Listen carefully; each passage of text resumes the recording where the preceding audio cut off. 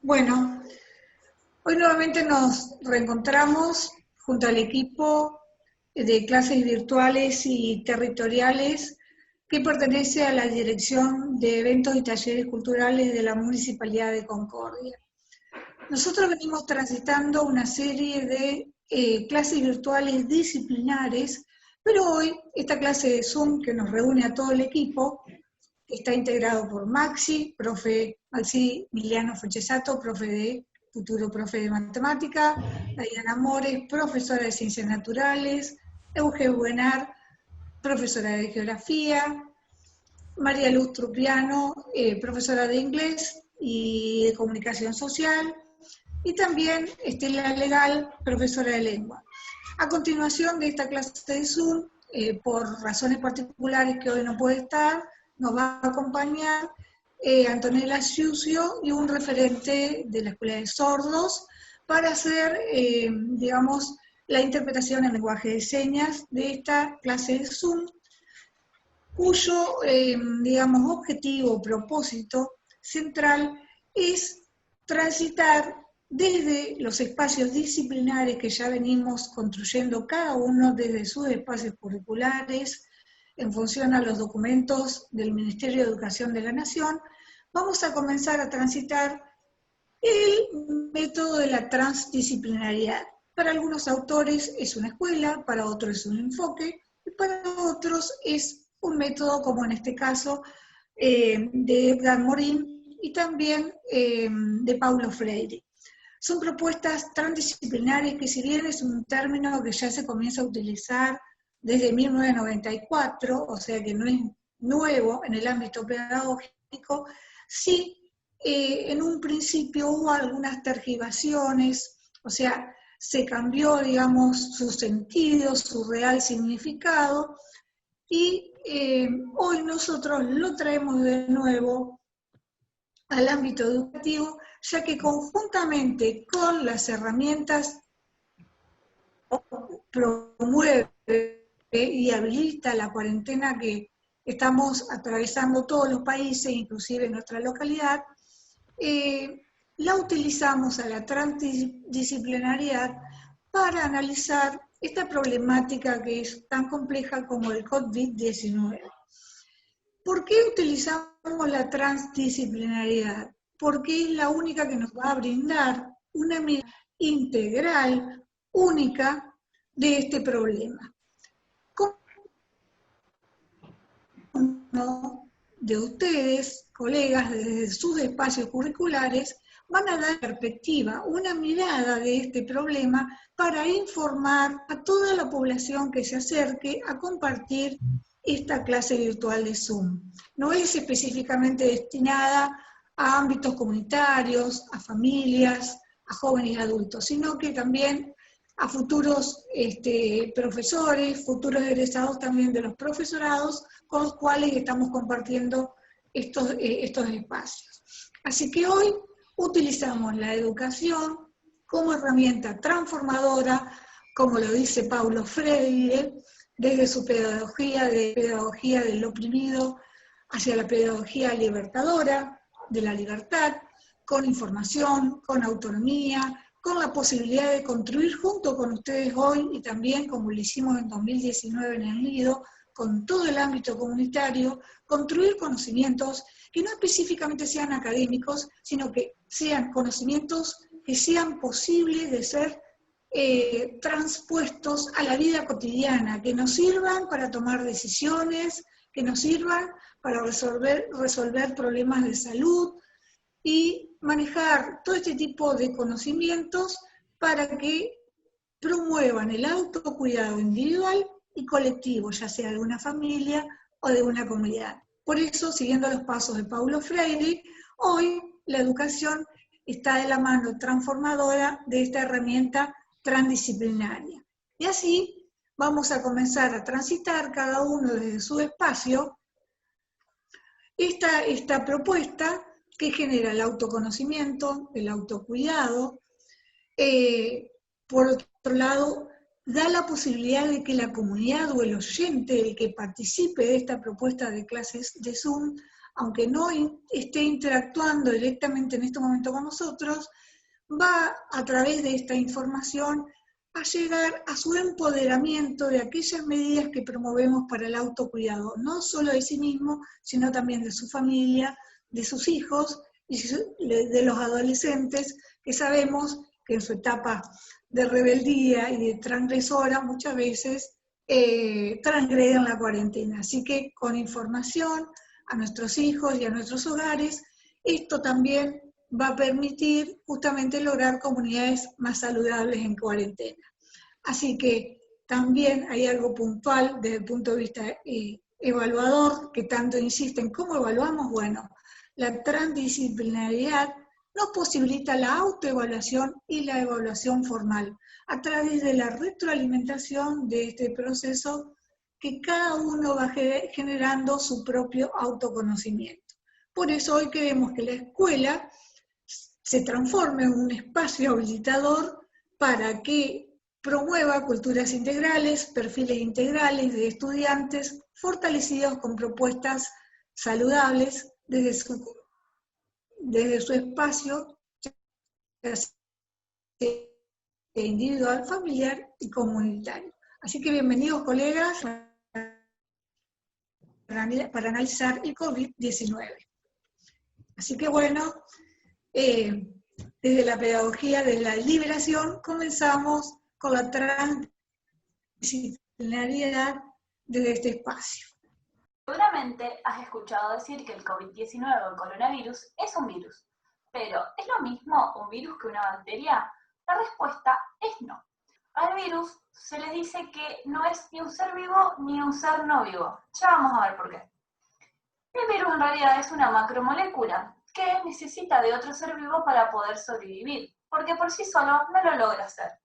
Lo que hace es apropiarse de células vegetales o animales y se apropia de todos sus componentes para así reproducirse y sobrevivir. En cambio, una bacteria sí es un ser vivo, porque está formado por células, y las células es uno de los niveles de organizaciones de los seres vivos, que se llama nivel celular.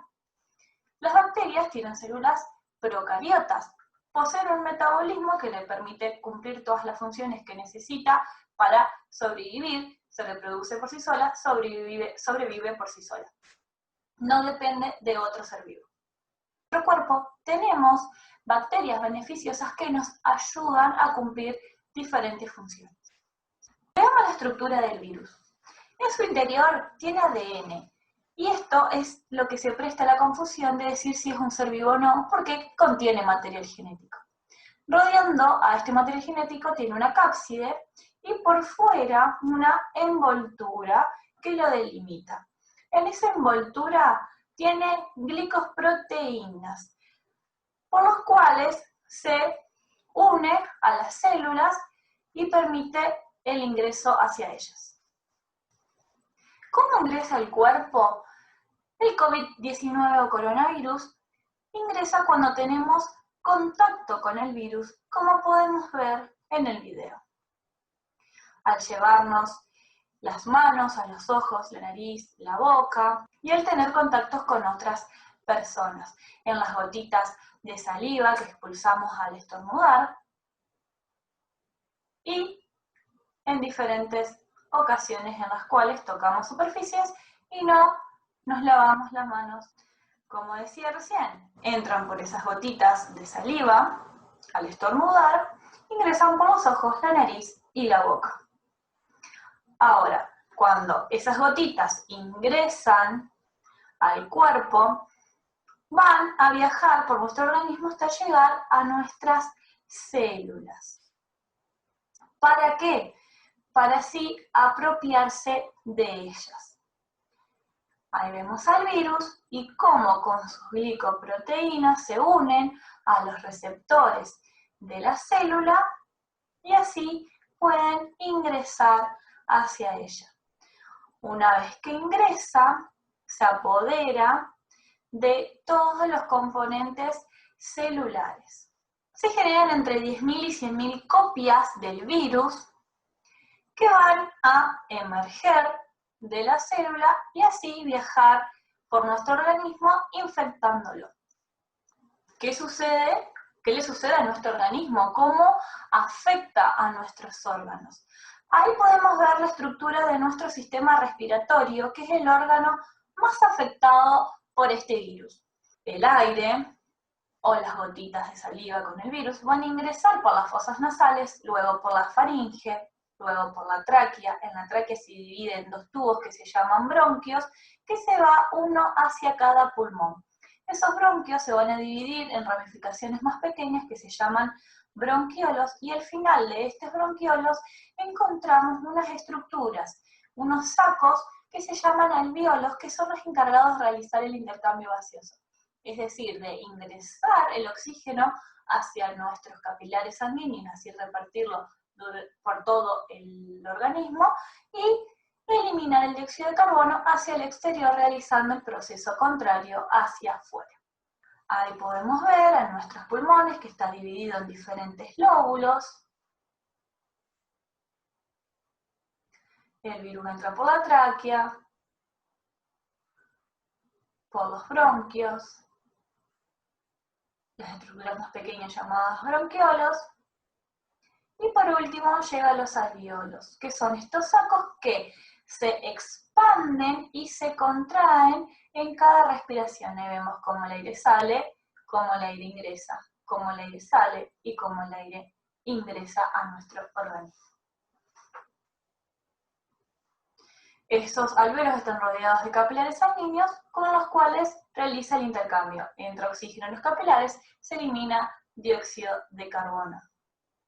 Todo este sistema respiratorio está cubierto por una mucosa en donde el virus se prende, y con ayuda de pequeños cilios que se encuentran en ese interior, se va desplazando por todos los conductos. Dijimos que nuestros alvéolos se contraen y se relajan en cada respiración. Cuando hay presencia de este virus, estos alvéolos se van a inflamar y el pasaje de aire va a estar más reducido. Por lo tanto, vamos a tener dificultad para respirar. Por eso, la dificultad respiratoria es uno de los síntomas del COVID-19. Hola, ¿cómo están? Gracias, Carmen, por la presentación. Bueno, comencemos entonces con la geografía del coronavirus. Primero nos vamos a hacer una pregunta, que es ¿dónde comenzó todo? Es decir, ¿dónde tiene su origen el coronavirus? La respuesta la vamos a visualizar en estas imágenes, donde vamos a observar el lugar físico donde comenzó todo, que es en el mercado mayorista de mariscos de Hunan. Ahora bien, ¿dónde geolocalizamos este mercado? El mercado mayorista de mariscos está ubicado en la localidad de Wuhan, en la provincia de Hubei, en el país de China, llamado oficialmente República Popular de China, ¿sí? En la imagen de la izquierda podemos visualizar el territorio del país y en la imagen de la derecha el territorio de la provincia, y las flechas nos indican el territorio de la localidad de Wuhan, ¿sí? Ahora bien, seguramente estamos escuchando mucho hablar de este país, pero ¿dónde lo ubicamos en el mundo, en el planiferio? El país de China está ubicado en el este del continente asiático, y su superficie es de 9 millones de kilómetros cuadrados, lo que le convierte en el tercer país más extenso del mundo después de Rusia y Canadá. En la imagen de la izquierda podemos visualizar a China en color naranja y bueno, también cabe destacar que es el país más poblado del mundo, con 1.439.323.774 habitantes. Ahora vamos a ver un dato que me pareció importante compartir con ustedes, que es que China representa casi un quinto de la población total del mundo y que China junto a India suponen un tercio de la población mundial, ¿sí? Ahora nos vamos a preguntar lo siguiente. Si todo comenzó en China, un país muy alejado al nuestro, ¿no? Geográficamente. ¿Cómo se enfermaron personas en todo el mundo?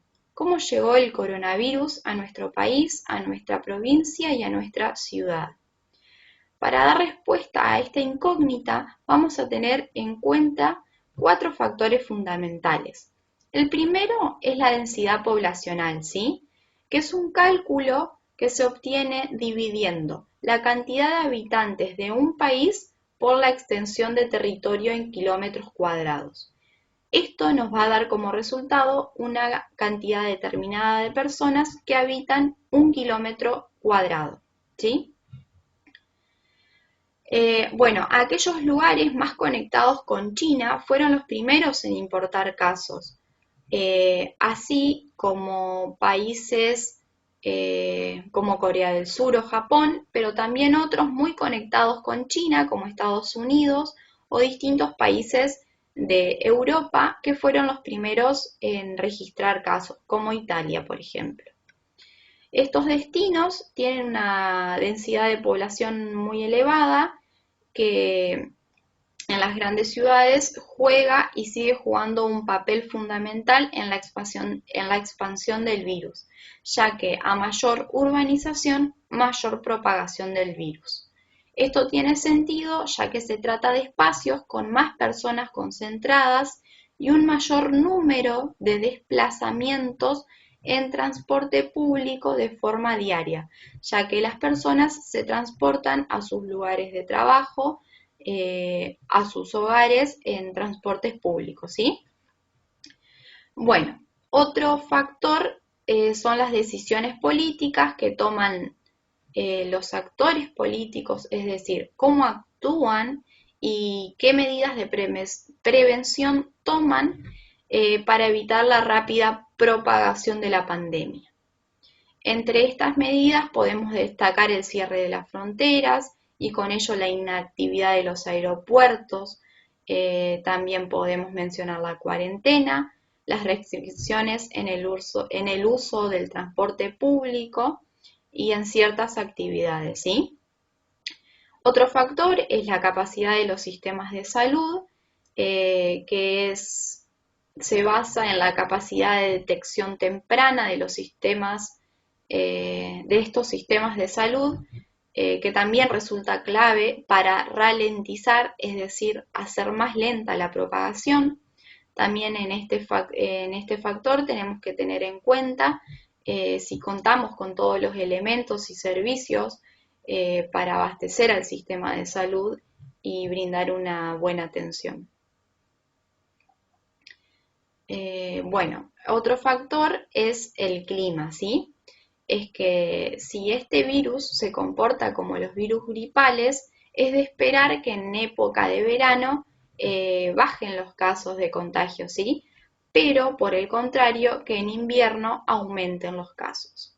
Así que tengamos en cuenta que en Argentina estamos iniciando el invierno, ¿sí?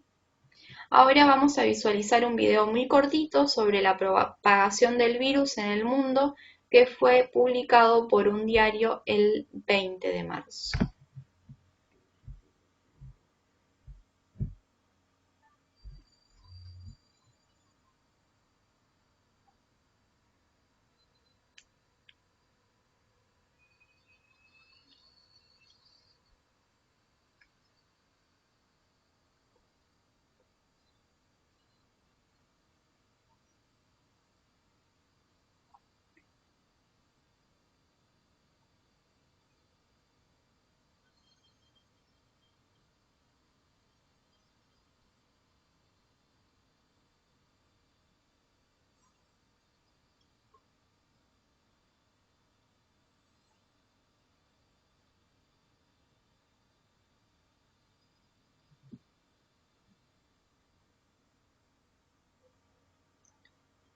Bueno, ahí pudimos observar cómo a medida que pasaban los días, el virus se expandía por todo el mundo, ¿sí?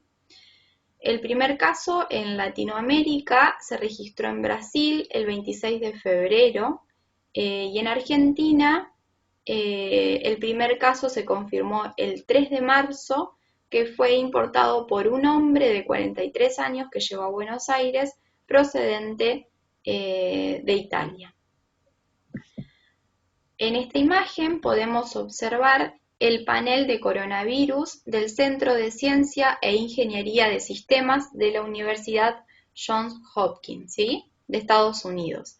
Podemos visualizar la cantidad de casos confirmados en el mundo, que son 9.263.570, y en la lista podemos observar a Argentina con 47.203 casos confirmados, ¿sí? Esto se actualiza diariamente, así que es muy importante chequearlo todos los días, en lo posible. Bueno, como en Argentina tenemos el virus, es importante que sigamos cuidándonos entre todos y ser conscientes y seguir utilizando barbijo y tomar todas las precauciones, ¿sí? Bueno. Hola gente, ¿cómo están? Muchas gracias Eugenia por la presentación. Vamos a continuar hablando de lo que es la curva, esto que todos dicen, nombran por ahí, que hablan de achatar, de aplanar la curva. ¿Qué es la curva? ¿Para qué sirve la matemática en este caso? ¿Sí? Es la pregunta que se han hecho siempre y fundamentalmente ahora, y vamos a ver en qué nos puede ayudar esta ciencia, ¿sí?, con todo esto que está pasando, ¿no? Vamos a comenzar hablando de lo que es el crecimiento del virus. Es un crecimiento llamado exponencial. Vamos a explicar por qué se lo llama exponencial y cómo podemos ir llevando día a día todos estos datos a una hoja o lo que tengamos a mano para poder visualizar lo que está pasando y todo lo que va sucediendo con el tema de los casos del COVID-19, ¿sí?, del coronavirus. Lo que vamos a ver ahora es un gráfico, ¿sí?, una variación diaria, como bien dice ahí.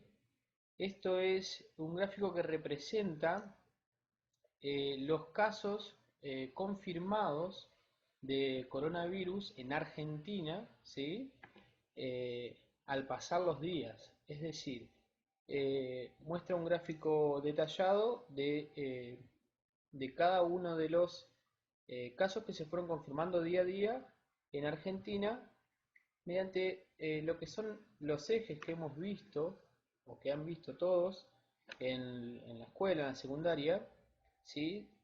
Ahí vemos el eje horizontal, que es el eje X, y el eje vertical, que es el eje Y. Esto es más que nada para que vayan entendiendo cómo van teniendo en cuenta los datos para hacer el gráfico, ¿sí? Acá el gráfico que vemos, como dijimos, es diario, es una variación diaria. No se va a poder visualizar muy bien la curva. Lo que vamos a hacer nosotros es ver mediante los datos que tenemos cómo volcarlo en este sistema de ejes cartesianos y poder ver más detalladamente la curva, el crecimiento de esta curva y tener más una razón de lo que está pasando, ¿sí? Bien, decíamos ahí entonces que tenemos el eje X, a lo que en este gráfico le dan como variable los días, ¿sí? Y en el eje Y tenemos la cantidad de casos, ¿sí?, en el eje vertical. Este gráfico lo van a poder encontrar en Google, ¿sí? Ya si ponen en Google, ponen casos confirmados de coronavirus en Argentina, les va a aparecer este gráfico y van a poder ir navegando en ese gráfico. Como ven ahí en la imagen abajo, dice a la derecha acá, dice 22 de junio.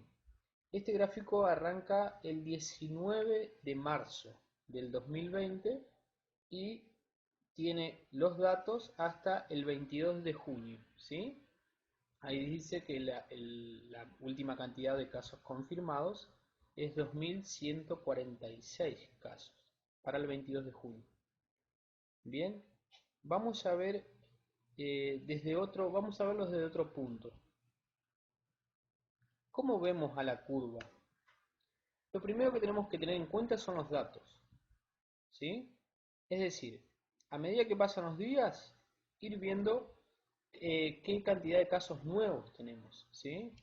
Entonces, vamos a llevarnos un poco por los datos que nos dan en Google, en ese gráfico, que es un gráfico confiable, ¿sí? Que se va actualizando día a día, y nos dice que en el día 0, ¿sí? El día 0 es, como dijimos, el 19 de marzo, se confirmaron 31 casos, ¿sí? En el día 0. Vamos a nombrar para nuestro gráfico día 0 al 19 de marzo, y ese día hubo 31 casos. El día 1, es decir, el 20 de marzo, se sumaron 30 casos. Además de los 31 que teníamos, 30 casos más. Para el día 2, es decir, el 21 de marzo, se sumaron 67 casos, ¿sí? Es decir, 31 más 30 más 67. Del 19 de marzo al 21 de marzo, 128 casos confirmados. Ese es el análisis que tenemos que ir haciendo para saber y estar al tanto de qué cantidad de personas padecen este virus, ¿no?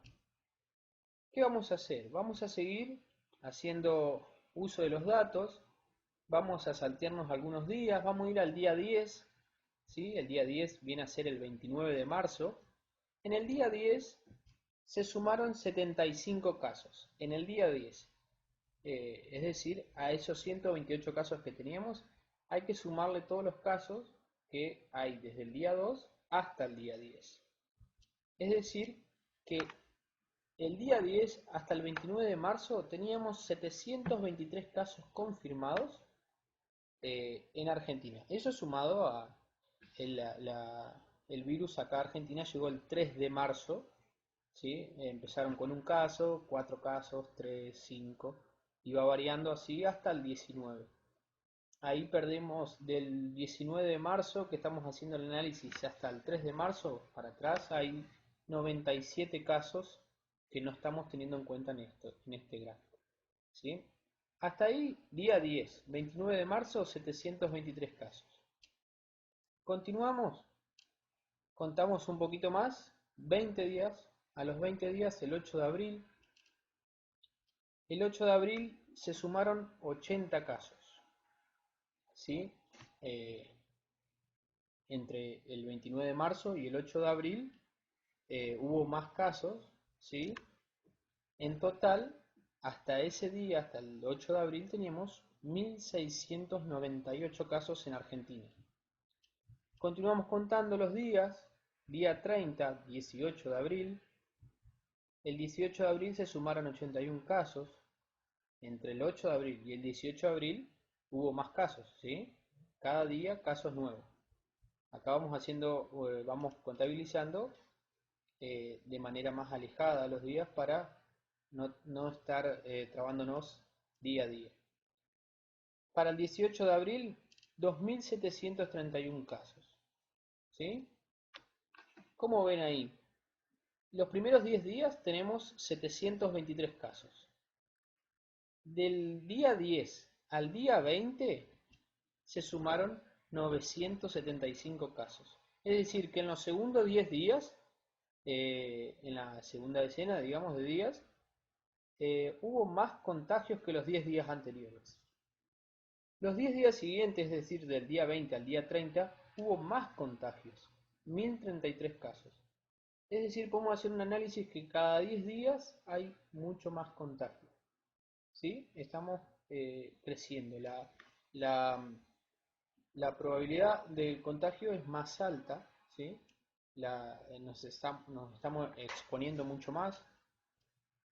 Para esto vamos a seguir viendo los datos de otra manera. ¿Cómo podemos volcar eso a la gráfica?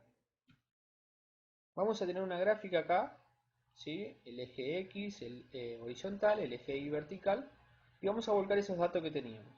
Decíamos que para el día 0 vamos a ocupar los casos para el vertical y los días para el horizontal. En el día 0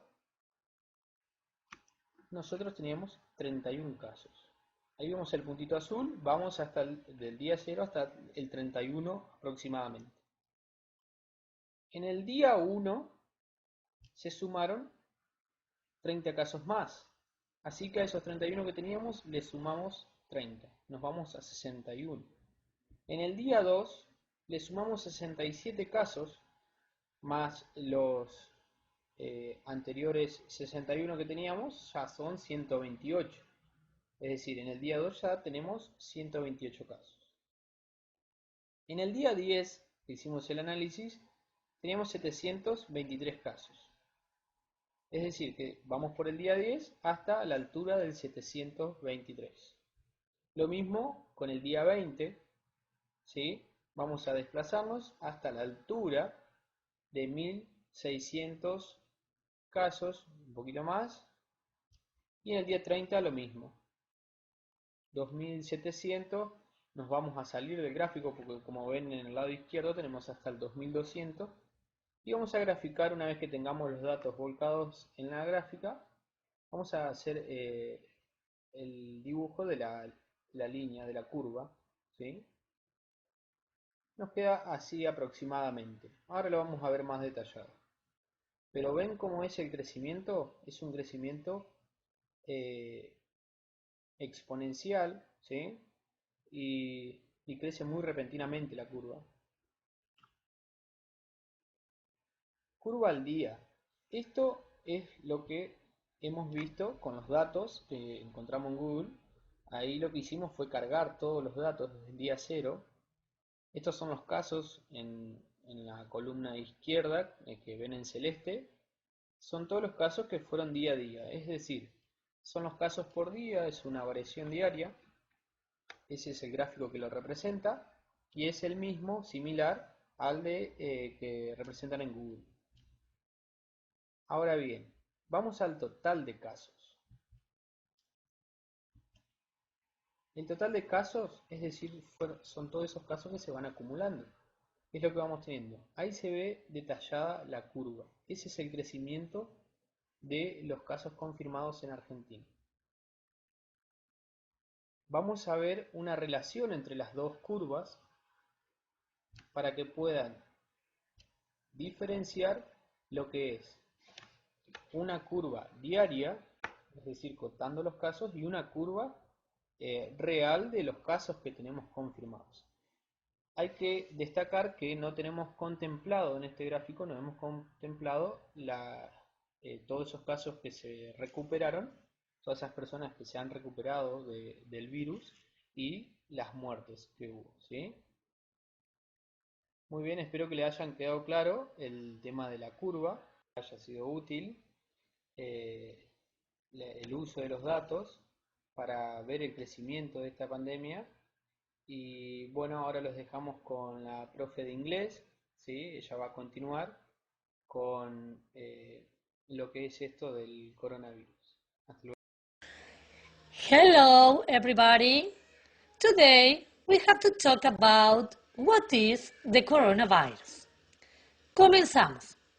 The coronavirus is a disease, enfermedad, illness, enfermedad, that is spreading rapidly, que se está propagando en forma masiva por todo el mundo.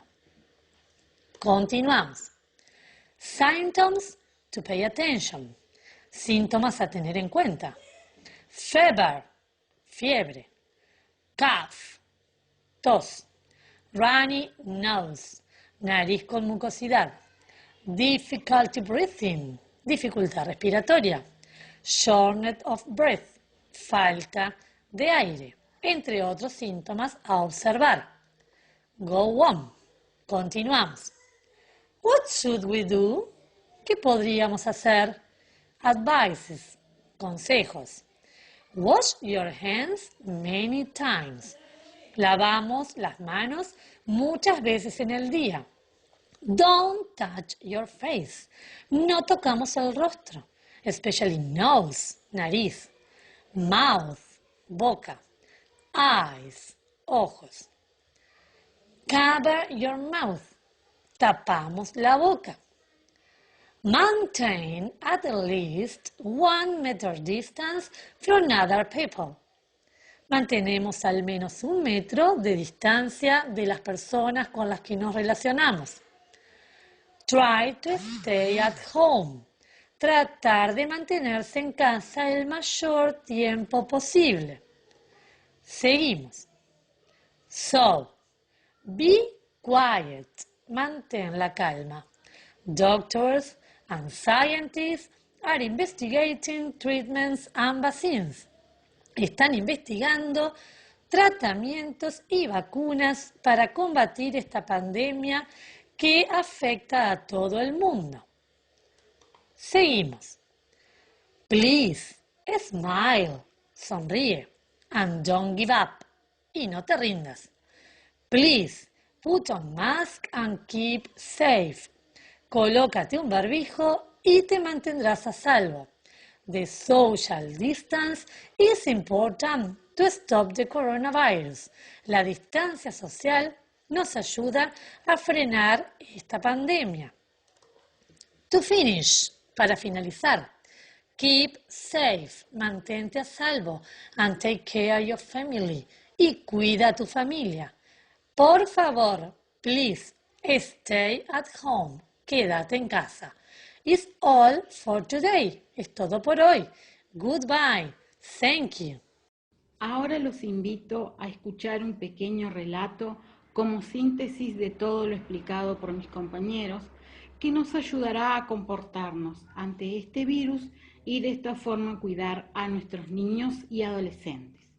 El relato es de una niña que se llama Rosa. Rosa contra el viento. Hola, me llamo Rosa. Me gusta mucho jugar con mis amigos en el parque. ¿Sabías que hay virus de los cuales tenemos que protegernos? Algunos son más feos que otros. Por ejemplo, cuando yo tuve gripe, tenía mucha fiebre, me dolía la cabeza, no tenía hambre y estaba muy cansada. Pero en unos días se me pasó y pude volver a jugar con mis amigos. Por suerte estaba mi familia para cuidarme, mamá, papá, mis abuelos. Hace poco ha llegado a mi ciudad un virus al que le gusta mucho viajar. Ha estado en China, en Italia, en Francia y otros países. Por suerte, este virus siempre hace viajes cortos, así que todos estamos esperando a que se vaya pronto. ¿Sabes cómo se llama? Coronavirus.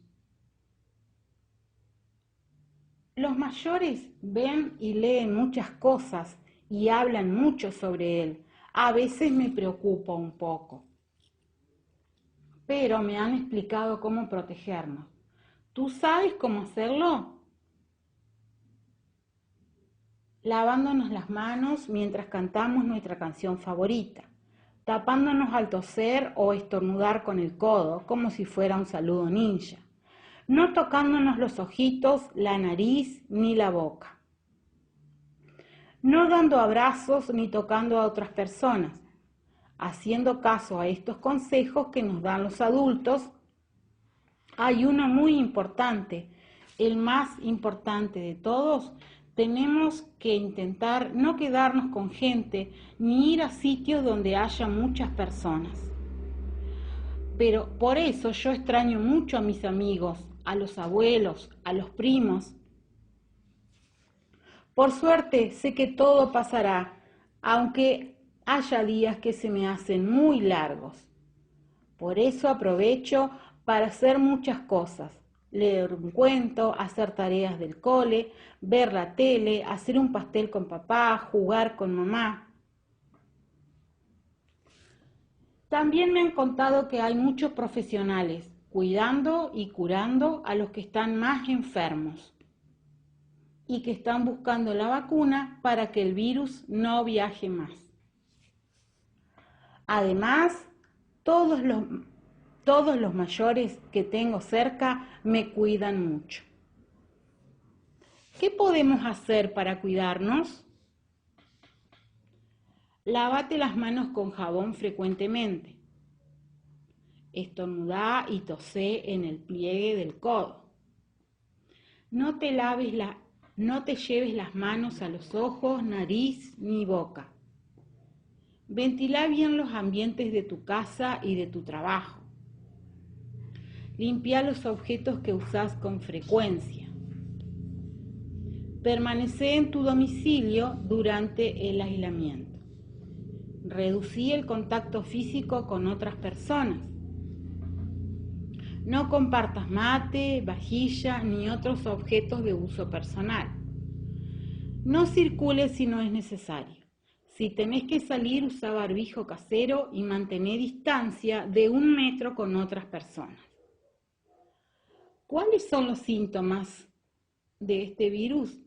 Fiebre junto con dolor de garganta, fiebre y dificultad para respirar, fiebre y pérdida brusca del sentido del olfato y del gusto. Y lo más importante, consultar telefónicamente al número que corresponde a la ciudad, que es el 0800-777-8476 y el 107 para las emergencias. Bueno, con esto concluimos nuestro pequeño relato. Tenemos que acordar que uno de los elementos que debemos utilizar diariamente y que está al alcance de todos es el jabón blanco. Diluyendo el jabón blanco con agua, inclusive haciendo una prueba muy sencilla en casa, colocando en 2 vasitos agua con aceite y el otro agua con jabón, vamos a hacer una simulación, ¿sí?, a través de una experiencia donde se ve perfectamente que a la estructura del virus, que tiene esa estructura tan particular que es una capa lipoproteica, pero a la vez tiene una capa de grasa que lo envuelve. Esa capa de grasa en contacto con el jabón va a ser fundamental para destruirlo. Por eso, como decía Diana, hay que lavarse las manos frecuentemente y durante 20 minutos, si es posible, ya es mucho, o lo que dure una canción o 2 canciones de feliz cumpleaños, como le decimos a los nenes, y frotando las manos de una manera constante, hacemos que el jabón, ahora lo van a ver acá, como lo están viendo en la imagen, el jabón penetra la capa lipídica o la cápsula lipídica que tiene el virus por fuera, lo penetra e ingresa en su interior y lo destruye como una especie de bombita, deja salir su contenido interior, que es lo más peligroso, que es lo que utiliza el virus para replicarse y lograr formar otros virus más pequeños, nuevos virus que colonizan todas nuestras células y nos enferman. Que eso justamente una de las cosas fundamentales que tiene el virus de reproducirse exponencialmente. Por eso, frotarse las manos muy fuertemente, de manera tal de que el jabón rompa y entre en contacto con la estructura externa del virus, rompa la capa lipídica, lo penetra y lo destruye. Así que, de esa manera, chau virus. Es una para mostrarle a nuestros hijos cómo podemos hacer para matar al virus y también cómo se puede hacer en experiencias de laboratorio sencillas, virtuales, con nuestros alumnos a través de clases de Zoom o a través de un simple video que se puede hacer muy cortito a través de WhatsApp. Así que bueno, con experiencias sencillas podemos lograr el cuidado también de los objetos de nuestro entorno simplemente con jabón blanco diluido en agua para matarlos. Y también esa misma capacidad tensioactiva la tiene el alcohol. En relación a lo que venimos detallando y describiendo con respecto al COVID-19, queremos también dejar a modo de cierre un juego que es fundamental en estos momentos de flexibilización de cuarentena, cuando los niños y los adolescentes ya comienzan a tener algún periodo o alguna franja horaria para poder salir junto a sus padres y desde ese lugar poder detectar algunos traumas, algunos síndromes que por ahí se manifiestan, algunas situaciones actuales dolorosas que el niño a veces no puede poner en palabras, no puede expresarlas, entonces podemos utilizar el juego para que él, a través de esta herramienta tan importante que incluso la utilizamos y la revalorizamos en educación muchísimo, especialmente en primaria y también en adolescentes, en jóvenes y adultos, ¿por qué no? Entonces, vamos a hacer el siguiente juego para observar y registrar cómo se sienten en esta incipiente flexibilización de la cuarentena, sobre todo en estos espacios de concordia donde todavía no hay una circulación comunitaria por el momento.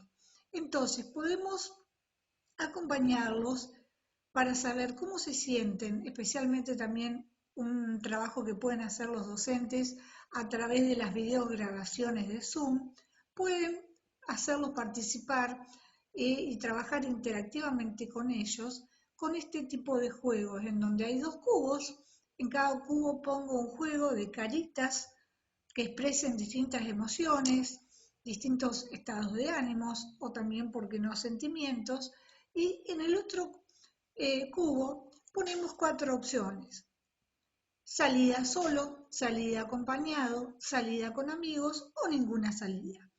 Entonces, al azar vamos sacando sincrónicamente de ambos cubos una emoción y una opción de salida.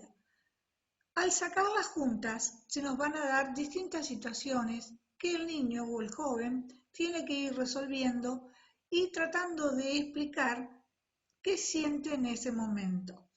A través de esa opción puedo ver que puede expresar lo que piensa, salido solo, y tal vez nos claven la mirada y nos digan, ¿cómo? ¿Solos? ¿Podemos salir solos? O sea, ante distintas situaciones que se van a dar al azar por la, digamos, por las posibilidades que se dan al intercambiar distintas variables de cada cubo, van a comprender que pueden autocontrolarse algunas emociones y otras no, y que distintas emociones se pueden dar en distintos espacios y en distintos momentos, que eso es realmente una cuestión muy personal, que pueden aflorar distintos sentimientos, distintas emociones, que pueden aflorar en espacios y tiempos totalmente diferentes e imprevistos. Entonces, cuando vemos que se niega a salir, que está demostrando que tiene una cara de tristeza, que se siente aislado, deprimido, que no tiene contacto con sus amigos, con sus pares, que no tiene la intención de salir, que puede estar transitando algún dolor que no lo puede poner en palabras, a través de este juego tratemos de redescubrirlo y de ayudarlo para que gradualmente poder brindarle esa seguridad de que no va a salir solo, va a salir acompañado, no lo vamos a retar ni, impedir que diga que tiene miedo, que lo exprese, que exprese a qué tiene miedo, y de esa manera y desde ese lugar habilitando una escucha permanente, con un registro permanente de su comportamiento para poder ir ayudándolo a transitar sin miedos y con mucha seguridad y con mucha confianza en ese adulto responsable, sea docente, sea tutor, sea abuelo, quien lo acompaña al niño o al adolescente para salir de esta etapa. Se dice resiliente, porque es un juego de resiliencia, es un juego para fortalecer las oportunidades que tenemos en la vida cotidiana, que todos tenemos y que algunas tienen y se acompañan con ciertos factores intrapersonales como extrapersonales del exterior del entorno que constituyen factores de riesgo. Por lo tanto, tenemos que favorecer un contexto saludable para que el niño pueda desarrollar todas estas experiencias y quitar sus miedos y volver a tener una vida saludable con sus pares y desarrollar su yo como es en esta situación fortalecido a través de la resiliencia. Sabemos que desde el punto de vista psicológico la infancia es una etapa puntual, así que tratemos de acompañarlos y no dejarlos solos para que puedan quitar todos sus miedos. Bueno, dando por finalizada la clase de Zoom, quiero agradecer a todo el equipo que nos acompaña en estos primeros pasos en el transitar por la transdisciplinariedad, la multidisciplinariedad, la pluri, y también desde sus aportes disciplinares e intradisciplinares. Sabemos bien que esta propuesta está dirigida a la modalidad de adultos, a las familias que tienen cargas parentales, jóvenes y adultos de nuestras comunidades locales. Por lo tanto, esta primera experiencia va dirigida a ellos y a todos aquellos que deseen seguir formándose y compartir con nosotros estas experiencias, ya que también para ellos estos conocimientos que se co-construyen desde la comunidad y con los jóvenes y adultos significa para ellos un anclaje de sus experiencias de vidas cotidianas. Por eso tienen un alto impacto social y una alta significatividad para sus proyectos de vida. Así que continuemos a través de estas clases virtuales de Concordia y con una frase nos despedimos de Paulo Freire. Quien enseña, aprende al enseñar y quien aprende, enseña al aprender. Nos vemos pronto.